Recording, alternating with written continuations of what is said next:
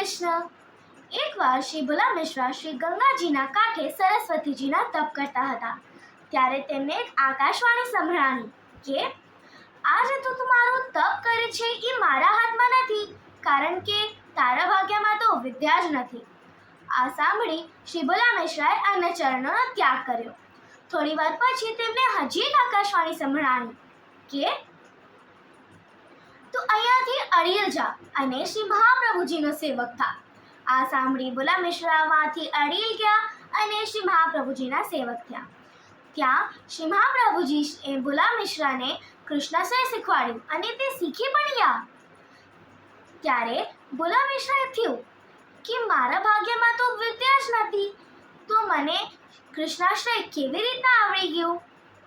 તો શ્રી ભોલા મિશ્રાએ શ્રી સરસ્વતીજીનો આરાધના કરી અને તેમને પૂછ્યું કે મારા ભાગ્યમાં તો વિદ્યા જ નથી, તો મને કૃષ્ણાશ્રય કેવી રીતના આવડી ગયું?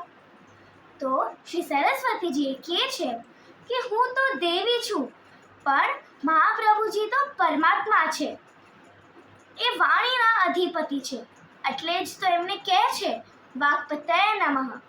આ માળાનું જાપ દરેક વૈષ્ણવને કરવું જ જોઈએ. આનાથી જ્ઞાન અને વિદ્યાની પ્રાપ્તિ થાય છે. તો બોલો વલ્લભાધીશ કી જય. જે શ્રીના ચરણ કમલોમાં મારા કોટી કોટી દંડવત પ્રણામ. જય શ્રી કૃષ્ણ.